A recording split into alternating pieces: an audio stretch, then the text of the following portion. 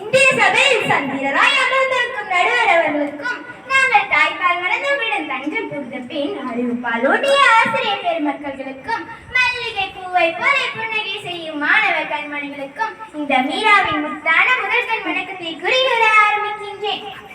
பேச எடுத்திருக்கும் தலைப்பு அப்துல் கலாமும் இளைஞர்களும். இந்த பேரை கேட்டாலே நம் நினைவுக்கு வருகிறது ஒரு எளிமையான மனிதர். அவர்தான் வானத்தை போல பெரிய இலட்சிய கனவுகளுக்கு சொந்தக்காரர்.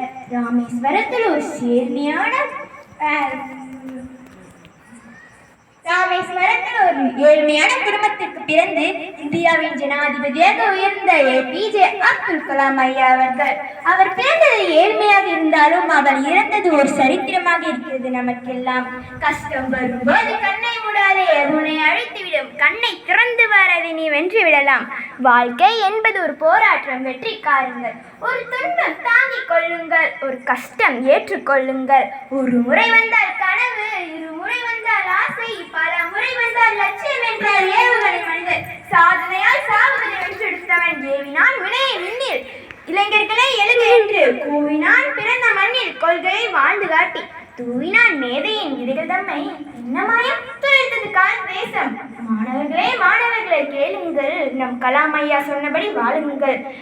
வாழ்க்கை என்பது போராட்டம். வெற்றி காணுங்கள். ஒரு துன்பம் தாங்கிக் கொள்ளுங்கள். நான் இங்கு பேச வாய்ப்பினை நல்கிய நடுவர் அவர்களுக்கும் என் பேச்சின் போது அமைதி காத்த சபையாளர்களுக்கும் என் நன்றியினை காணிக்கையாக்குகின்றேன். என் பேச்சுக்கு கிடைப்பது தங்க தட்டோ வெள்ளி தட்டோ எதுவாக இருந்தாலும் இன்று இப்பொழுதே உங்கள் கைத்தட்டு கிடைக்கும் என்கிற நம்பிக்கையோடு